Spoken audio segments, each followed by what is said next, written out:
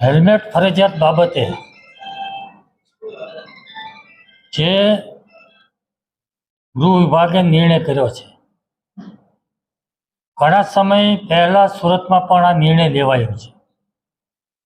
હમણાં 2 દિવસ પૂર્વ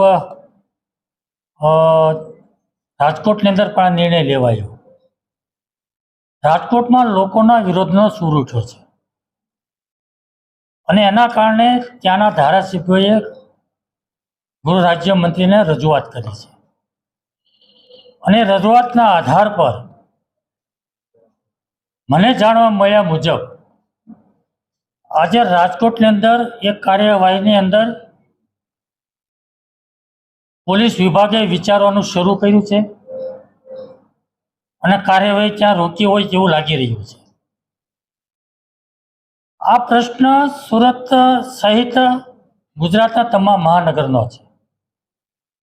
હેલ્મેટ ફરજિયાત પહેરવા માટે જે કાયદો છે એમાં લોકોને અનેક પ્રકારની મુશ્કેલીઓ પડે છે, અનેક પ્રકારની તકલીફો છે અને એના કારણે લોકો એનો વિરોધ કરી રહ્યા છે.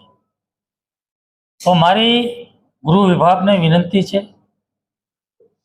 કે આ જે લોકોની રજૂઆતો આવે છે, જે લોકોનો વિરોધ થઈ રહ્યો છે અને રાજકોટમાં જે રીતે વિરોધ થયો અને ધારાસભ્યો જે રીતે રજૂઆતો કરી એ પ્રમાણે આખા એ ગુજરાતની અંદર બધા જ મહાનગરની અંદર બધા શહેરોની અંદર હેલ્મેટ માટેનો વિચાર આપણે ફરીવાર કરવો જોઈએ.